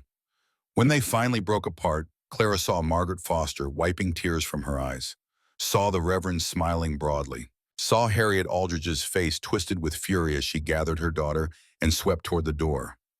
But most importantly, she saw the children. Henry was grinning, actually grinning, looking more like a boy than he had in years. Samuel was bouncing with excitement. Violet had her thumb in her mouth but was smiling around it. Lily was holding Pearl, both of them watching with shining eyes. Her family, her home, her life. And no one, not Harriet Aldridge, not debt collectors from Wyoming, not the ghosts of the past or the fears of the future could take that away from her. Spring came slowly to Montana. The snow melted in fits and starts, turning the ranch into a muddy mess that tracked through the house, no matter how often Clara scrubbed the floors. The cattle grew restless, sensing the change in seasons. And the deadline loomed, $400, due when the cattle went to market. Marcus Webb and his men had not returned since that night in January. But Clara knew they were out there, waiting, watching. And she knew that if Jonah could not pay, they would come back. And this time, there might not be a peaceful resolution. We will make it, Jonah told her one evening, going over the books at the kitchen table. The cattle prices are holding steady. We have enough head to cover the debt and still have some left over. And if prices drop, they will not. His voice was confident, but Clara saw the worry in his eyes. They cannot. She did not push. Some fears were too large to speak aloud. Instead, she focused on what she could control. The children, the household, the small daily acts of love and care that built a life. And she waited. The letter arrived in early March. Clara recognized her mother's handwriting on the envelope immediately. Her heart clenched as she tore it open. My dearest Clara, I have wonderful news. Your brother Daniel has been accepted to a teacher's college in Denver. He received a scholarship that covers most of his expenses. He is so excited. He talks about nothing else. Abigail won a prize at school for her arithmetic. She is growing so tall, you would hardly recognize her. As for me, I am well. Better than I have been in a long time. The farm is sold now and I have moved to a small house in town. It is modest but comfortable. But the best news is this. I am coming to visit. I will arrive on the spring stage sometime in April. I need to see you, my darling. I need to see with my own eyes that you are happy. All my love." Mother Clara read the letter 3 times. Then she sat down at the kitchen table and cried. Jonah found her there, tears streaming down her face, the letter clutched in her hands. "What is wrong? What happened?" "Nothing is wrong," Clara laughed through her tears. "My mother is coming. In April, she is coming to see me. That is good news. That is the best news." She told him about Daniel's scholarship, about Abigail's prize, about her mother's new life in town. "They are going to be all right," Clara said, wonder in her voice. "After everything, after all the fear and sacrifice and pain, they are going to be all right because of you," Jonah said quietly, "because of what you did, what you gave up." Clara shook her head. "I did not give anything up. I found something. Something I did not even know I was looking for." She looked around the kitchen, at the bread rising on the counter, at the pot simmering on the stove, at the sounds of children playing drifting in from outside. "I found a home." Ruth Weston arrived on a Tuesday in late April, stepping off the stagecoach into Montana sunshine. Clara barely recognized her. Her mother had always been a strong woman, but grief and worry had worn her down to a shadow. Now, though still thin, she stood straighter. Her eyes were clearer. The haunted look was gone. "Look at you." Ruth pulled Clara into a fierce embrace. "Look at what you have become. I am just me, Mama." "No, you are more." Ruth pulled back, studying her daughter's face. "You are happy, truly happy. I can see it. I am, and the husband. He treats you well. He treats me like I am precious." Tears welled in Ruth's eyes. "I was so afraid, Clara. When we sent you away, I was so afraid I had destroyed your life. You saved it." Clara took her mother's hands. "You did what you had to do, and it led me here." The visit lasted a week. Ruth met the children and fell in love with each of them. She spent hours talking with Jonah about the ranch, the future, the plans they were making. She held baby Pearl and cried, remembering her own babies, remembering all the years that had passed so quickly. "They miss you," Ruth said one evening, sitting with Clara by the fire after everyone else had gone to bed. "Daniel and Abigail, they talk about you all the time. I miss them too, but this is my home now, I know." Ruth took Clara's hand. "I came here prepared to take you back if you were not happy. I had a whole speech planned about how you had suffered enough, about how you deserved to come home." She squeezed Clara's fingers. "But I see now that you are home, that these children need you, that this man loves you in a way I rarely see." Ruth's voice cracked. "I am proud of you, Clara, prouder than I have ever been of anything. I was so angry when I left," Clara admitted. "So scared. I thought you had betrayed me, sold me, thrown me away. I would have done anything else if I could have. I know that now." Clara met her mother's eyes. "I forgive you. I forgave you a long time ago. I just needed you to know." Ruth broke down, then sobbing in a way Clara had never seen. Years of guilt finally finding release. Clara held her mother the way Ruth had held her through childhood fevers and nightmares and heartbreaks. Some circles, she realized, took a long time to close. The cattle went to market in May. Jonah rode out before dawn with the rest of the hands driving the herd toward town.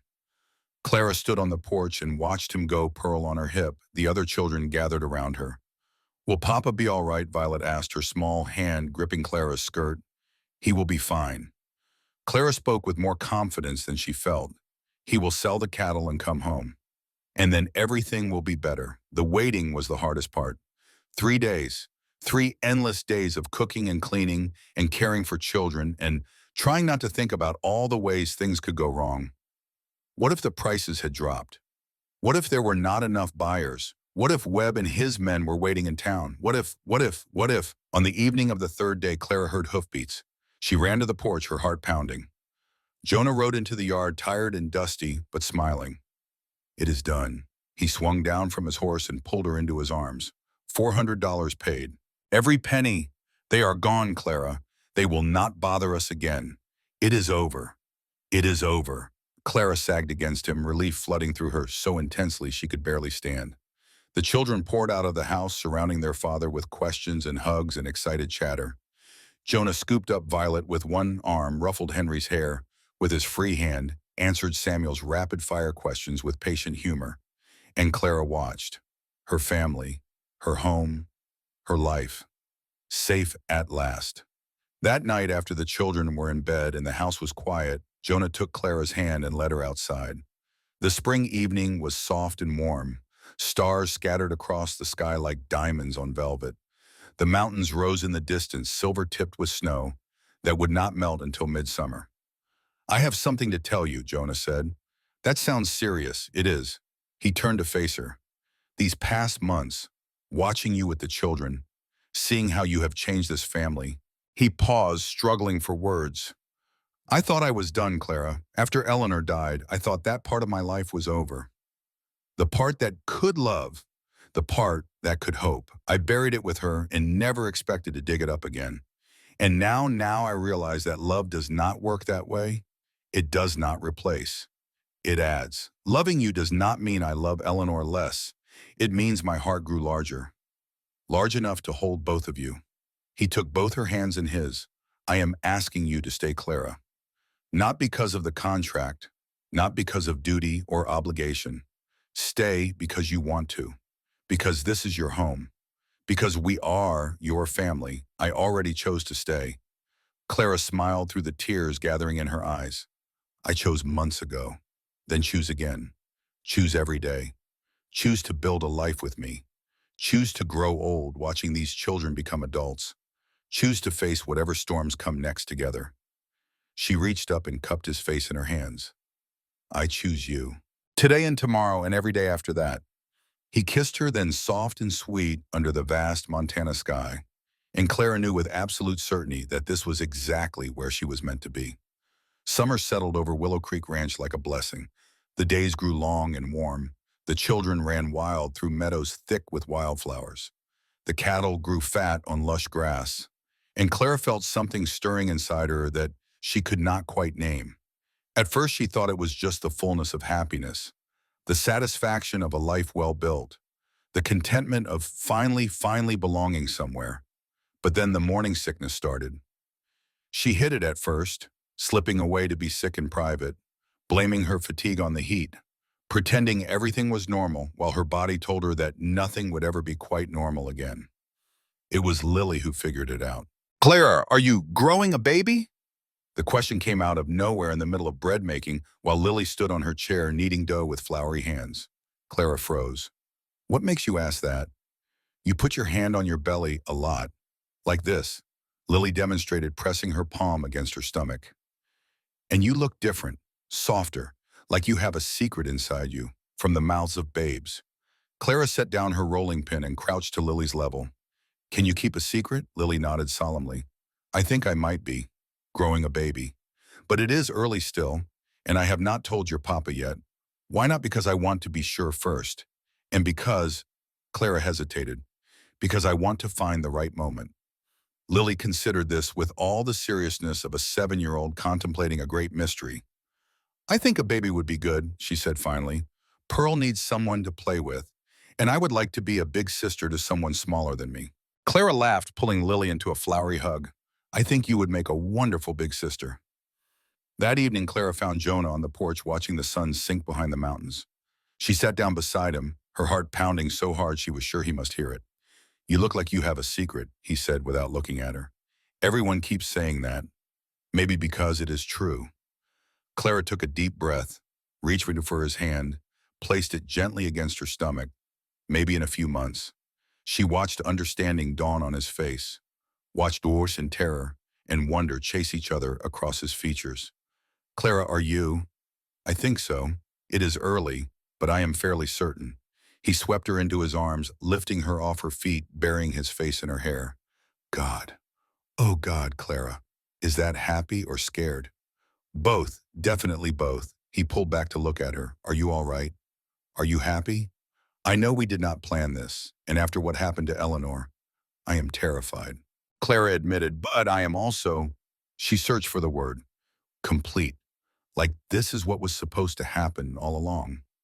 Like everything that brought me here was leading to this moment." Jonah kissed her deeply, thoroughly, with all the love he had been storing up for years. I am going to spend the rest of my life trying to deserve you, he whispered against her lips. You already do. You just have to believe it. The children took the news differently. Henry was solemn and protective, already planning how he would help take care of his new sibling. Samuel was convinced it would be a boy who could play with him and was already naming possible candidates. Violet wanted to name it Butterfly regardless of gender. Lily drew pictures of a family with 6 children instead of 5. And Pearl, now 3 years old, simply patted Clara's belly and announced that the baby was hers and nobody else could have her. She belongs to all of us, Clara explained. We will share her. Pearl considered this. I share a little. That is very generous of you. Life continued. The summer haying came and went. Fall brought the roundup, long days of hard work that left everyone exhausted but satisfied. Winter crept closer and Clara's belly grew rounder and the family settled into a new rhythm. Through it all, Clara marveled at how much had changed. 1 year ago, she had been a girl in Wyoming dreaming of becoming a school teacher. Now she was a wife, a mother, a rancher's partner. She should miss her old life. She should resent how she had gotten here. Instead, she felt grateful for the storm that had trapped them together, for the children who had claimed her heart, for the man who was learning to love again, for this second chance neither of them had expected. November came with early snow and a special significance. 1 year since Clara had signed that contract in the attorney's office. 1 year since she had climbed onto a stagecoach not knowing what waited at the other end. 1 year since Clara Weston had become Clara Hartwell. Jonah surprised her with a party. The whole town came, it seemed.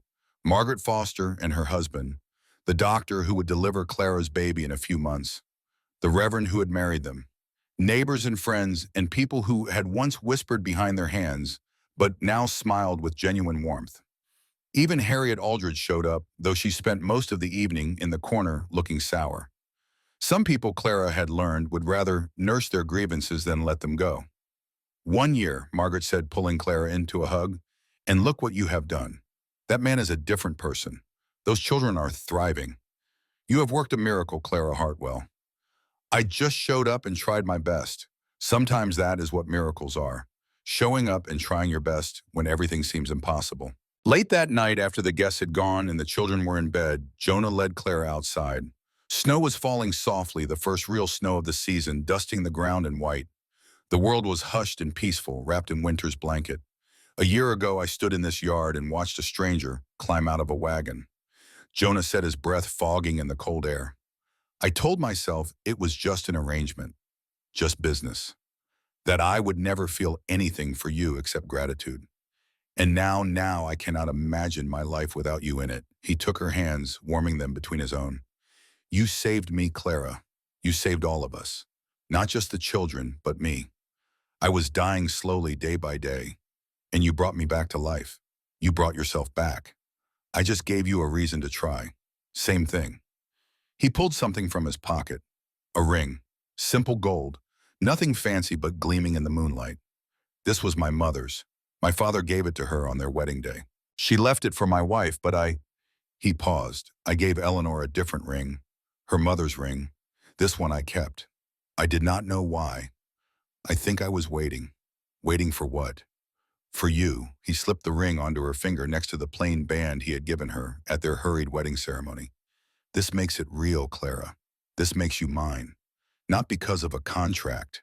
Not because of money or debts or necessity. Because I love you. Because I choose you. Because I want to spend the rest of my life waking up beside you. Clara looked at the ring on her finger. At this man standing before her in the falling snow. At the house behind them full of sleeping children and warmth and love. I choose you too, she whispered. Today and tomorrow and every day after that. He kissed her, then soft and sweet snowflakes melting on their skin. When they finally went inside, Clara paused at the door to look back at the night. A year ago, she had been a girl sold for $300 to save her family from ruin. She had arrived at this ranch terrified and angry, certain her life was over. She had been wrong. Her life had not ended that day in the attorney's office. It had just begun.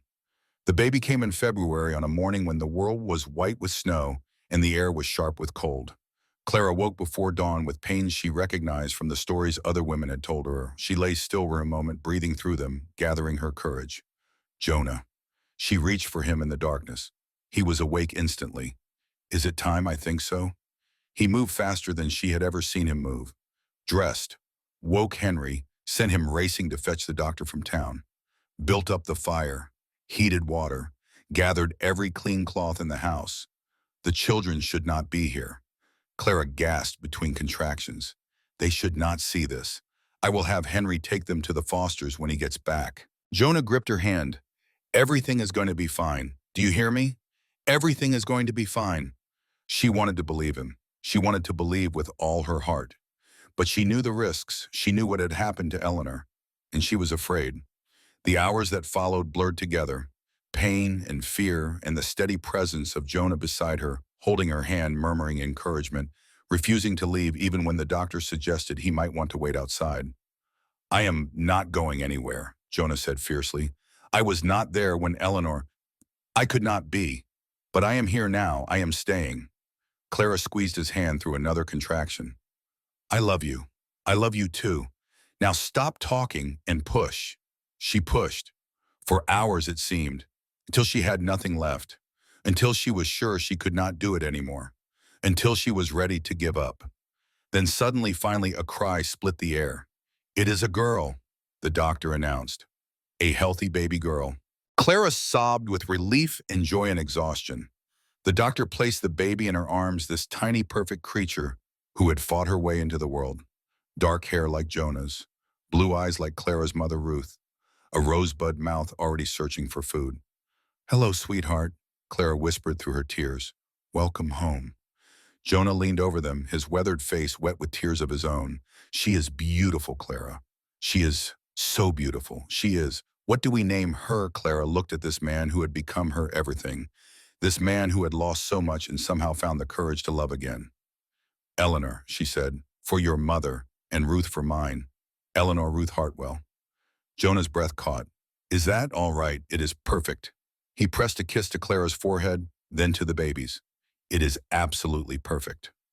The children came home that evening, tiptoeing into the bedroom one by one to meet their new sister. Henry was solemn and protective.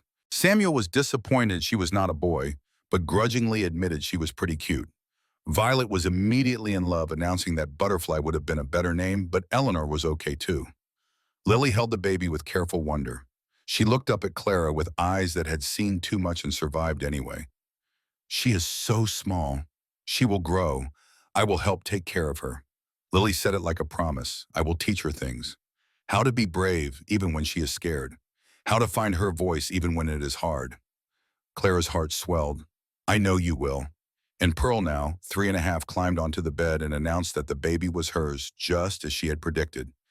She belongs to all of us, Clara reminded her gently. We share. Pearl considered this with the gravity of a queen making a royal decree. I share a little more now, she decided, because she is very small and needs a lot of love. That is very wise of you. Jonah gathered his family around the bed, 7 of them now.